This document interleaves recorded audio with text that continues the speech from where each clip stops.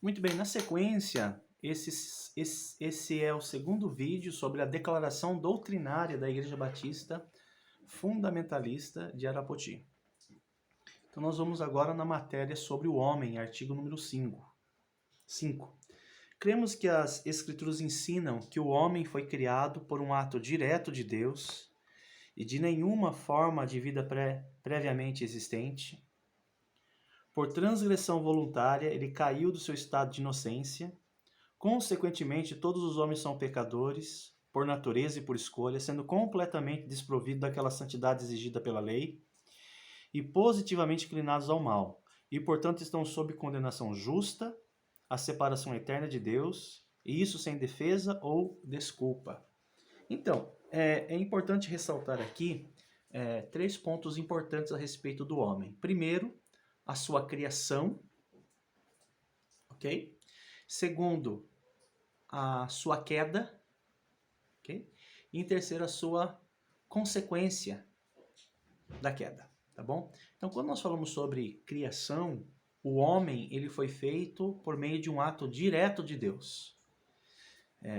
Existem algumas teorias a respeito do surgimento do homem, né? E a posição bíblica, ela difere, por exemplo, da teoria da evolução. O homem ele foi criado de forma completa, com todas as suas faculdades emocionais, mentais e volitivas, ok? Também, com relação à queda, o pecado do homem, né, a começar no Éden, foi voluntária, né? Uma escolha voluntária. Ele escolheu deliberadamente cair e pecar contra Deus quando ele tomou do fruto do conhecimento do bem e do mal. Então, falando sobre Adão, a queda dele foi voluntária, ok? E uma vez que todos nós estávamos em Adão, lá no jardim, consequentemente, quando ele tomou do fruto e comeu, todos nós comemos. Quando ele desobedeceu, todos nós também desobedecemos. Por isso que, através de um ato de injustiça, todos nós nos tornamos pecadores, né? E a consequência disto, uma vez que nós somos culpados, porque perdemos aquela santidade inicial, nós somos culpados, isso quer dizer que todos nós estamos debaixo da condenação e morte eterna, ok? Com relação à matéria sobre salvação, artigo número 6.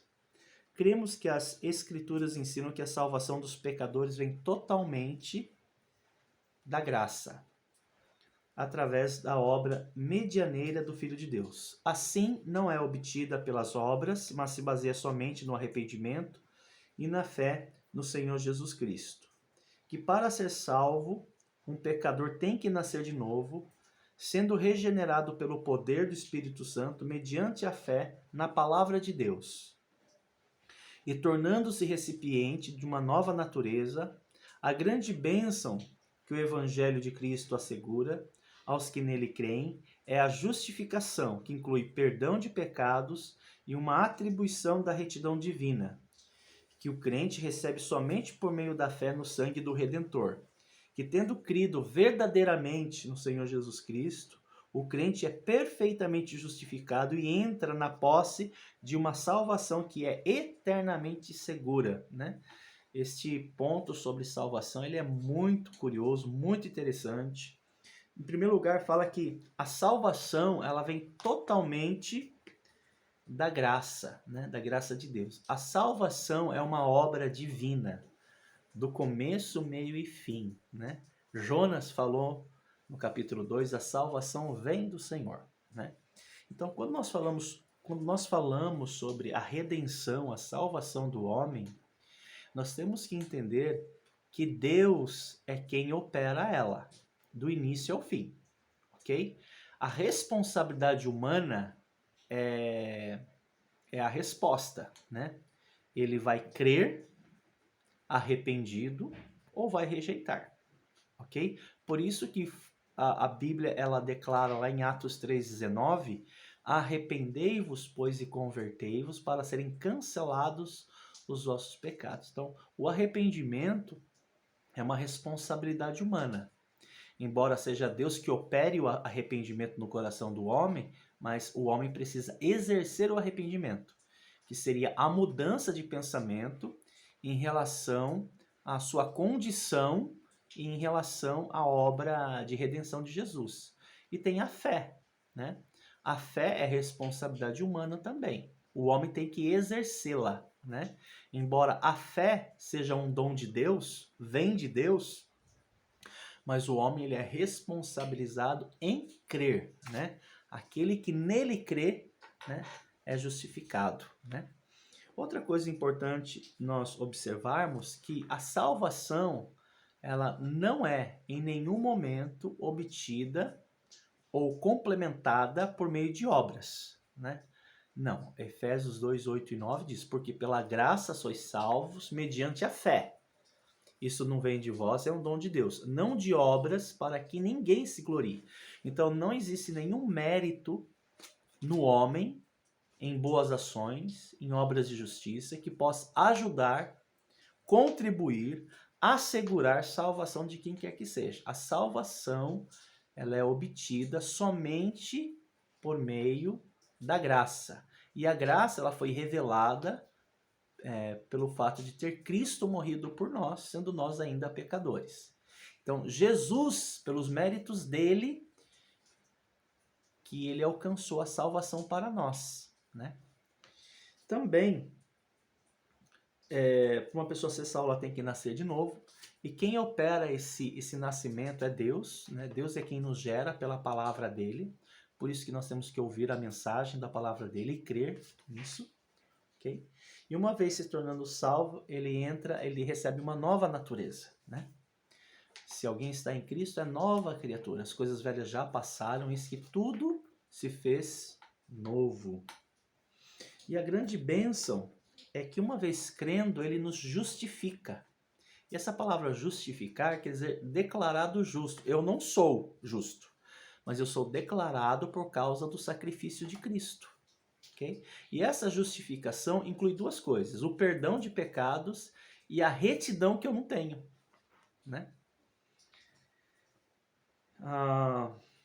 E também todo crente, por ser justificado, ele tem a segurança da vida eterna, ele não perde a sua salvação. Porque uma vez que a salvação é uma obra divina, é Deus quem segura a salvação de qualquer convertido, ok? Se alguém está em Cristo, é nova criatura, as coisas velhas já passaram, eis que tudo se fez nova. E uma das coisas que se fez novo foi o fato que eu estou nas mãos dele agora, né? Lá em João capítulo 10, versículo 28 diz, Jesus falou, eu lhes dou a vida eterna, jamais perecerão, e ninguém as arrebatarás da minha mão. Aquilo que o meu pai me deu, versículo 29, é maior do que tudo, e da mão do meu pai ninguém pode arrebatar. Então todo crente que confessou Jesus Cristo pela fé arrependido, ele tem a segurança eterna da sua salvação. Porque salvação é uma obra divina, não é uma obra humana. Igreja, artigo 7. Cremos que as Escrituras ensinam que a Igreja de Jesus Cristo foi inaugurada no dia de Pentecostes e deve ser considerada em dois aspectos. Igreja visível ou local é uma comunidade de salvos por Cristo, batizados e associados por um pacto na fé e na comunicação mútua, segundo o Evangelho, com o propósito de observar duas ordenanças e tudo quanto Cristo mandou, para ser governada pela lei de Cristo e para exercer os dons e privilégios que lhes são peculiares à luz da palavra de Deus. Os seus oficiais bíblicos são pastores, também chamados bispos ou presbíteros, e diáconos, cujas qualificações, direitos e deveres estão claramente definidos nas epístolas de Timóteo e Tito. Número 2, igreja invisível, é o corpo e a noiva de Cristo, ele é a cabeça de todos os salvos, são membros, e que contra ela as portas do inferno não prevalecerão. Muito bem, quando nós falamos sobre a igreja, né, nós entendemos que a igreja ela passa a existir apenas quando o Espírito Santo foi enviado lá em Atos capítulo 2, ok? Antes de Atos capítulo 2, a igreja ela não existia, né? Era um momento de transição, né? Que Deus estaria deixando de trabalhar com Israel, ele passa a trabalhar agora com a igreja. Então, quando Jesus vem com os apóstolos, a gente está ali numa transição, saindo da lei e entrando na graça, né? Mas a igreja ela passa a existir como organismo e como organização a partir de Pentecostes. Então é a partir da descida do Espírito Santo, batizando aqueles novos convertidos no corpo de Cristo, que a igreja passa a existir. E ali em Pentecostes, esta igreja, eclesia, né, chamados para fora, mas para dentro de Jesus, essa igreja que foi inaugurada lá, ela tem dois aspectos. A igreja visível, né, porque ela passa a existir ali como uma comunidade de pessoas convertidas, mas também ela passa a existir num aspecto invisível, né? A parte invisível quer dizer todas as pessoas a partir, né, do Pentecostes, elas fazem parte dessa igreja, né? E para você ser igreja, você tem que receber Jesus como seu Salvador. Aí o Espírito Santo passa a habitar em você, né? Até na doutrina lá do Espírito Santo a gente viu que ele nos cela. E essa palavra selar quer dizer que ele habita em mim. O texto fala também que ele batiza. Isso quer dizer que ele nos mergulha em Cristo. Ele nos coloca em Cristo e nós passamos a ser igreja, né? E essa igreja física, que é a igreja local, é uma comunidade e que tem algumas responsabilidades, né? Por exemplo, observar duas ordenanças, que é observar a ceia e o batismo. Tem outras responsabilidades. Nós queremos que a igreja ela tem duas lideranças, né? Dois tipos de liderança, que são os pastores e diáconos e tudo mais. Ok? Batismo. Artigo 8. Cremos, de acordo com o ensino das Escrituras, que o crente deve ser batizado uma vez por imersão em água, em nome do Pai, do Filho e do Espírito Santo, a fim de demonstrar em símbolo solene e belo sua identificação com o Senhor Jesus crucificado, sepultado e ressurreto. Assim ilustrando a morte do crente para com o pecado e a sua ressurreição para uma nova vida em Cristo, que é pré-requisito para ser membro de uma igreja local. Então, quando nós falamos sobre batismo, né, ele é o primeiro passo de obediência que uma pessoa convertida dá a fim de que ela seja identificada com Jesus, né? Lá em 1 Coríntios, por exemplo, Romanos capítulo 6, ali diz que fomos crucificados com Cristo, sepultados com Ele e ressuscitamos para uma novidade de vida, né? Aquele símbolo, né, da morte, sepultamento e a ressurreição de Jesus, ela é demonstrada ali no batismo, né? Quando a pessoa está em pé, por exemplo, nas águas ou num batistério, em pé, ela representa que ela está crucificada com Cristo. Quando ela é mergulhada, né, que o sentido da palavra batismo é esse, é mergulho, é submergir, é imersão, né? A palavra baptizo, né? Quando ela é mergulhada, ela se identifica num retrato, né, simbólico, que ela está sepultada com Cristo. E quando ela é trazida de volta de debaixo das águas, ali ela está representando a ressurreição dela, que ela ressuscitou para uma novidade de vida. O batismo, ele é simbólico, né? Ele representa o que Jesus fez no coração dessa pessoa. O batismo não salva, né? Ele é simbólico, ele é cerimonial, ele é representativo. E ele deve ser sempre administrado depois que uma pessoa recebe a Jesus, nunca antes, é sempre depois. E tem que ser por imersão, né? Que é o sentido da palavra baptizo, né? Mergulho, que também é pré-requisito para alguém se tornar membro, né? Então, para alguém se tornar membro de uma igreja, ele tem que ter passado por uma imersão, ser imergido nas águas. Muito bem, eu vou encerrar esse vídeo agora, tá bom? É o segundo vídeo sobre a declaração doutrinária. Tendo perguntas, comentários, pode mandar, tá bom? Ficarei feliz em comentar, caso eu tenha condições de respondê-las, tá bom? Mas fico aí pela apreciação dos irmãos.